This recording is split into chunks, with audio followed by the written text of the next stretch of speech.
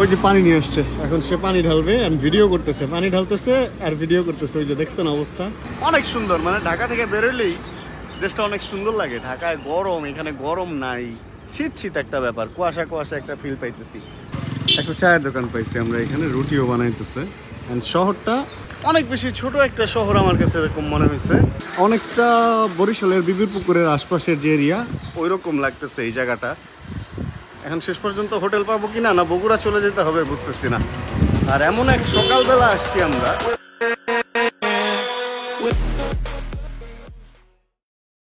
Time কয়টা বাজে এখন? 2:30। ঘুরিতে দেখলাম 1-2 মিনিট কম হবে।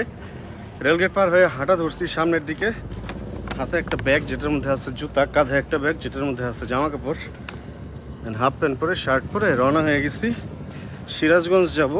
ভাই ব্রাদার আসতেছে, গাড়িতে তুলবে আমাকে। ঘামতেছি, হাঁটতেছি, কি বলবো বুঝতে পারতেছি না। ছিনতাইকারী না ধরলেই হয়। দেখেন না কি পরিমাণ ফাঁকা রাস্তা দেয়া। আমি একা একাই হাঁটতেছি, সাহস আছে আমার ভাইরে ভাই। সর্বনাশ, এই তো পুরাই আন্ধার। এখন তো ভূতের ভয় লাগতেছে আমার। অন্ধকারের পরিমাণটা একটু অতিরিক্তই বেশি সামনের দিকে। চেহারার মধ্যে ফ্ল্যাশ লাগাতে কিছুই দেখতে পাইতেছি না, সামনে কি আছে না না আছে। কোনো পুলিশের চেকপোস্টও দেখতেছি না। আর এই অবস্থায় আমার কি চিন্তাই করবো? নিলে ফোনটা নিব, কোনো ডকুমেন্ট থাকবে না। কারণ আমার যেটা মনে হয় ওরা অলরেডি এয়ারপোর্ট পার হয়ে গেছে। আমি যখন রেল লাইন পার হইতেছি তখন চলে আসবে কিছুক্ষণের মধ্যে। পিছনে মনে হয় বাইক আসতেছে। ছিনতাইকারী না ধরলেই হয়। ওই যে একটা গাড়ি দেখা যায়, ওই যে হাইবিম দিচ্ছে। রিক্সা দেখা ভয় পাইছিলাম, পরে দেখি সামনে গাড়ি আসতেছে, সাহস পাইছি। ভাই ব্রাদারের গাড়ি আইসা পড়ছে। ধরেন ছিনতাইকারী আসলো আর আমি ভাবলাম ভাই ব্রাদার আসছে। ভাই সামনেই থাকেন, সামনেই থাকেন। ঠিকই আছে, আমি একবার চাই। ড্রেস দেখে বলতেছে সেন্ট মার্টিন তো গাড়ি যায় না।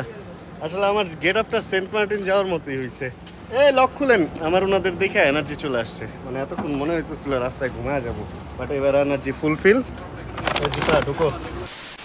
সারা রাস্তায় এই একটা জায়গায় একটু আলো পাইলাম। আর এর আগে পর্যন্ত রাস্তা এমন ডার্ক ছিল, মানে এমন পরিমাণ ডার্ক যে কিচ্ছু দেখা যেতেছিল না। রাস্তায় গাড়ির আলো হারায় যেতেছে, এতটাই ডার্ক। এখানে আমরা হলো চন্দ্রার কাছাকাছি চলে আসছি। আর হয়তো 15-20 মিনিট আমরা চন্দ্রা পার হবো। এখন আশা রাখা যায় যে ব্রিজ টিজ মোটামুটি আলো টালোই পাবো। এখানে ভাই ব্রাদাররা মোটামুটি ঘুমের জন্য রেডি হয়ে গেছে। ঘুমানোর ট্রাই করতেছি, কিন্তু অশ্রুর বিভিন্ন রকম বাক্য বাড়ে বৃদ্ধ হয়ে আমি আর ঘুমাতে পারছি না। বিশ্বাস অবিশ্বাসের মতো কাজ কারবার করতেছে ভাই। ব্রেক নিচে হচ্ছে শ্রীফলতলি বাইপাস, কালিয়াকৈর, গাজীপুর। এই এখানে লেখা আছে। শো হয়ে গেছে ভিতরে।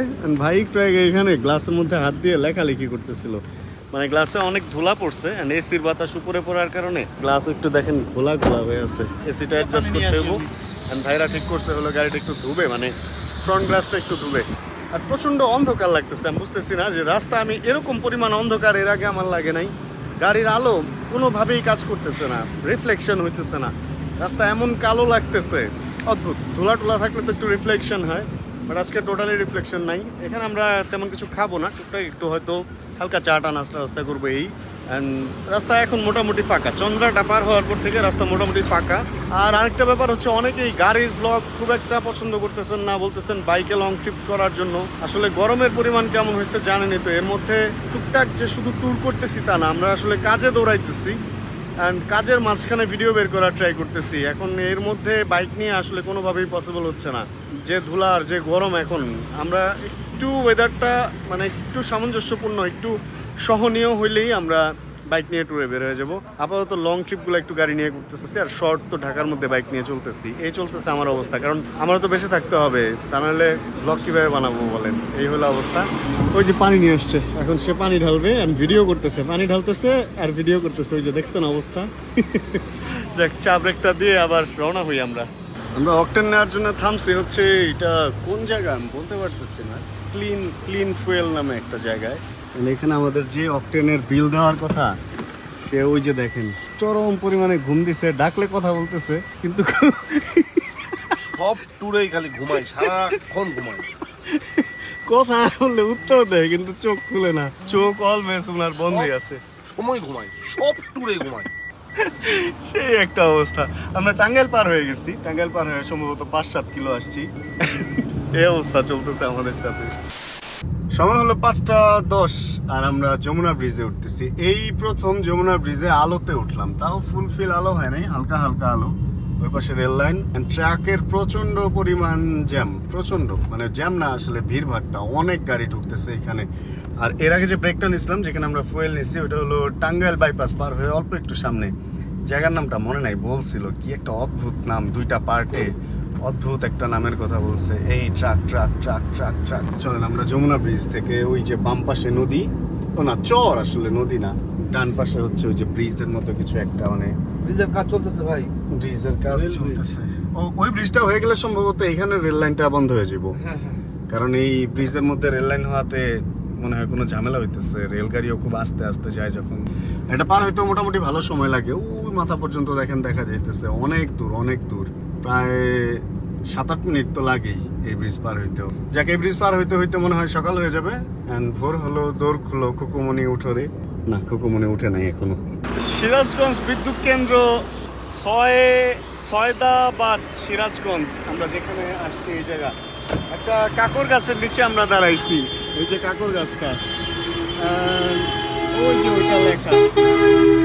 আর শোভা একটু ওই দিকে গেছে, শোভাইরা আজকে দেখানো যাবো না সে কি করতেছে, কারণ এর আগে একটা ভিডিওতে সে মোটামুটি ভাইরাল হয়ে গেছে এরকম জঙ্গলের আশপাশে দাঁড়ায়। চাঁদ আছে, চাঁদ দেখবেন, ওই দেখেন একদিকে সূর্য উঠতেছে, একদিকে চাঁদও আছে। আর আমরা মাত্র ব্রিজটা পার হয়েছি, পার হওয়ার পরে এই সবাই বলতেছে একটু দাঁড়াই, যেহেতু মানে এই পারে চলে আসছি। অ্যান্ড একটা ব্রিজ পুরা সিনসিনারি চেঞ্জ করে দিছে, ওই পার ছিল একরকম, এই পারে আসার পরে পুরো সিনসিনারি চেঞ্জ। আর আপনারা যখন এদিকে আসবেন একটা জিনিস খেয়াল রাখবেন, এদিকে যদি কেউ দাঁড়াইতে চান আমাদের মতো এরকম, এই জায়গাটা দেখেন কতটুকু উঁচা, মেইন রোড হচ্ছে এরকম আর এই জায়গাটা এরকম উঁচা। আমি এদিক দিয়ে নামতে যা হঠাৎ আমার চোখে পড়ছে, কারণ এই টাইমটা যখন হচ্ছে অল্প অল্প আলো হইতেছে, কালো রাস্তা বোঝা যায় না। এখানে যদি নামতাম গাড়ির চাকার উপরে বিশাল একটা প্রেশার যেত। যাক এখানে আসলে চায়ের দোকান টোকান নাই, তাহলে একটু দাঁড়ায় চাটা খাওয়া যেত। জাস্ট একটু হিসু ব্রেক চলতেছে, অ্যান্ড ব্রেকটা শেষ হলে আমরা আবার রওনা হব। অলরেডি সিরাজগঞ্জ ঢুকে গেছি, জাস্ট মেইন সিরাজগঞ্জে যাব। কিন্তু এখানে একটা বড় প্রবলেম আছে, সেটা হলো আমরা যেইখানটায় যাইতেছি মানে সিরাজগঞ্জ সিটিতে, অশ্রু ভাই মনে হয় 4-5টা হোটেলে ফোন দিছে, কোনো একটা হোটেলে কোনো একটা সিট খালি নাই। মানে দামি হোটেল, কম দামি হোটেল যা আছে, কোনো হোটেলে সিট খালি নাই। এখন আমরা জাস্ট যাইতেছি, অনলাইনে তো সিট খালি পাই নাই, অফলাইনে যদি সিট পাই ভালো, তা না হলে হয়তো বগুড়া বা অন্য কোন দিকে আমাদের মুভ করতে হবে, এরকমই ব্যাপারটা। তবে এলাকাটা এখানে পাখি টাখি ডাকতেছে তো ওয়াও লাগতেছে, পুরা সকালটা পুরা সার্থক, অনেক সুন্দর। মানে ঢাকা থেকে বেরোলেই দেশটা অনেক সুন্দর লাগে। ঢাকায় গরম, এখানে গরম নাই, শীত শীত একটা ব্যাপার, কুয়াশা কুয়াশা একটা ফিল পাইতেছি। আজকে ব্যাকগ্রাউন্ডে আপনার উল্টাপাল্টা কিছু দেখা যায় নাই। এখানে একটা সাবধান দিয়ে দেওয়া হয়েছে। আমরা মেইন রোড থেকে ডান দিকে ঢুকলাম, অ্যান্ড এটাই সিরাজগঞ্জ। কিন্তু এটা কেমন সিরাজগঞ্জ বুঝতে, মানে একটা ধারণা ছিল যে বড় বড় বিল্ডিং বা কিছু একটা জেলা শহর এরকম হবে, কিন্তু ওইরকম না, একটু অন্যরকম লাগতেছে। অন্যান্য মানে জেলা শহরগুলো থেকে ডিফারেন্ট টাইপেরই লাগতেছে। আসলে যে বড় বিল্ডিং আছে, এটাই কি ভাই মেন শহর? এই তো সামনে সদরে চলে আসছে। একটা চায়ের দোকান পাইছি আমরা এখানে, রুটিও বানাইতেছে। অ্যান্ড শহরটা অনেক বেশি ছোট একটা শহর আমার কাছে এরকম মনে হয়েছে। অ্যান্ড উন্নত অনুন্নত এই ব্যাপারে যেতেছি না, জাস্ট ঠান্ডা বাতাস লাগতেছে, এটা খুব শান্তি লাগতেছে। যে সিরাজগঞ্জে অনেক ঠান্ডা, আকাশে প্রচুর মেঘ, অনেক জোরে হর্ন দিচ্ছে, অনেক দোকানপাট। দেখেন শহরটা ওইখান থেকে শুরু হয়েছে, অ্যান্ড ওইদিকে একটা গোল চত্বরে বন্ধ হয়ে মানে শেষ হয়ে গেছে। এর মধ্যে ছোট ছোট কিছু হোটেল, এখানে আমি বুঝতেছি না হোটেল পাবো কিনা, কারণ আমার যেটা মনে হইতেছে খুব অল্প কিছু হোটেল এখানে যেগুলাতে ফোন দেওয়া হয়েছিল। অ্যান্ড বেশিরভাগ মানে সব বুক, কোনো হোটেলে রুম খালি নাই, 12টার পরে খালি হবে এরকম শুনছিলাম। এখন শহর আরেকটু বোঝার চেষ্টা করি। মেইন রোডটা উঁচু, সাইডের যে রোডগুলো ওইগুলো নিচের দিকে ঢুকে গেছে, এরকমটাই দেখলাম। বিল্ডিংগুলো ছোট ছোটই অনেকটা এরকম, বাট শোরুম টোরুম আছে দেখা যেতেছে। এটা তো একটা হোটেলের মতোই লাগতেছে। দেখি আসলে আরেকটু বোঝার আছে, আমি সত্যি কথা এখনো বুঝতেছি না। মানে কল্পনাতে একটা থাকে না, ওই কল্পনার ওই ব্যাপারটার সাথে মিলাইতে পারতেছি না। বাট ভাল লাগতেছে, আমার মনে হইতেছে যে দেশের বাইরে কোনো জায়গায় চলে আসতেছি, মানে চলে আসছি বা এরকম কিছু। এখানে সিরাজগঞ্জ বাজার, রেলওয়ে থানা, পাকশি রেলওয়ে জেলা, ওই যে রিক্সা, সিএনজি, বাস, ট্রাক সবই চলে শহরে। গাড়ি একটু কম দেখতেছি, বাট দিনে বোঝা যাবে আসলে। এই ভোরবেলা পরে কথা বলি এগুলা নিয়ে, খাই কিছু। অপশন খুব অল্প, খিচুড়ির সাথে ডিম, ডাল আর ভাজি, আমরা খিচুড়ির সাথে ডিম আর ভাজি নিছি, এই যে ভাজি নিয়ে আসছে, ভাজিও ডালের মতো, ভাজিটা একটু কম ডালের মতো, ডালটা একটু বেশি ডালের মতো। তবে খিচুড়িটা অসম্ভব মজা, মানে এরকম মজা খিচুড়ি আমি আমার লাইফে কম খাইছি। বীর মুক্তিযোদ্ধা আব্দুর রউফ পাতাপুর মুক্ত মঞ্চ, এইটা পেছনে হলে ওইখানে ওই যে গোল চত্বরটা আমাদের শিশু পার্কের ওইদিকে রমনার ওইদিকে যে আছে ওইরকম। আর আমরা হোটেল খুঁজতেছি, অনেকগুলো হোটেলের কথাই শুনলাম, এদিকে বোর্ডিং এদিকে বেশি। অ্যান্ড এখানে হোটেল আলিশান আবাসিক নামে দেখায় আপনাদেরকে, বেশ আলিশানই মনে হইতেছে এটাকে দেখা। এখন চলেন দেয়া দেখি কীরকম কি আলিশান। এখানে অস্ত্র ভাই অনলাইন থেকে ফোন দিছিল, কিন্তু কোনো রুম নাকি ফাঁকা ছিল না, এসি কোনো রুম ফাঁকা ছিল না, নন এসি আছে কিনা ওইটার খবর নিতেই আসছি। জুবেলি প্লাজা এটার নাম। অ্যান্ড এদিকে হামরা হোটেল আল হামরাও আছে, বাট ওইটার ভিতরে উপরে এখনো পর্যন্ত খুলে নাই। এই হলো অবস্থা। এখন কীরকম না শহরটা, অনেকটা বরিশালের বিবির পুকুরের আশপাশের যে এরিয়া ওই রকম লাগতেছে এই জায়গাটা। এখন শেষ পর্যন্ত হোটেল পাবো কি না, না বগুড়া চলে যেতে হবে বুঝতেছি না। আর এমন এক সকালবেলা আসছি আমরা, ঠান্ডা ঠান্ডা মেঘলা মেঘলা, হোটেলের দেখেন গেটই খুলে নাই, এমন একটা অবস্থা। এই সব মানে কিছু এখনো খুলেই নাই, আর আমরা ভবঘুরের মতো ঘুরতেছি। গেট তো মনে হয় এইটাই বরিশালের মতোই, সবগুলা হোটেলই হইতেছে মার্কেটের উপরে, নিচে মার্কেট উপরে হোটেল এইরকম। এই যে হচ্ছে জেলা প্রশাসকের কার্যালয়, বড় বড় অফিস টফিস এখানে দেখা যাইতেছে, সোনালী ব্যাংকের বুথ দেখা যাইতেছে মেবি। আমরা আলিশানে ঢুকছিলাম, আলিশান যে হোটেলটা ওইখানে ঢুকছিলাম, ওখানে ঢুকতে ঢুকতে তো দেখলাম রোদও উঠা যাইতেছে। টপ ফ্লোরে একটা রুম পাইছি 4টা বেডওয়ালা, খুব একটা যে ভালো লাগছে তা না, কিন্তু ওনাদের ব্যাপারটা এখন বাজে 7টার মতো। বললাম যে 7টায় যদি চেক ইন করি চেক আউট কয়টায়, বলতেছে যে দুপুর 12টায়, মানে 8, 9, 10, 11, 12, 11টায়, মানে 4 ঘন্টা পরে চেক আউট করে ফেলতে হবে, আবার রুম নিতে হবে পরের দিনের জন্য। ব্যাপারটা একটু অদ্ভুত লাগলো। মানে এখানে অন্য যে কোনো টুরিস্ট স্পটে হচ্ছে, বা টুরিস্ট স্পট না এমনিতেও, সকালে যদি আপনি উঠেন পরের দিন মানে তারপরের ডেটের দুপুর 11টা পর্যন্ত চেক আউটের টাইম থাকে, কিন্তু এইখানে চেক ইন যদি 12টার মানে 11টার আগে করেন বা 12টার আগে করেন তাহলে 12টার সময় চেক আউট। এই জিনিসটা খুবই আনপ্রফেশনাল লাগছে, একদমই আনপ্রফেশনাল লাগছে। এখন আমরা অন্য হোটেল খুঁজতেছি, বাট মানসম্মত কোনো হোটেল ওইভাবে পাইতেছি না। জানি না আমরা পাইতেছি না নাকি এখানে নাই, একটু ব্যাপারটা একটু আমাদেরকে একটু হতাশ করতেছে, সত্যি কথা হতাশ করতেছে।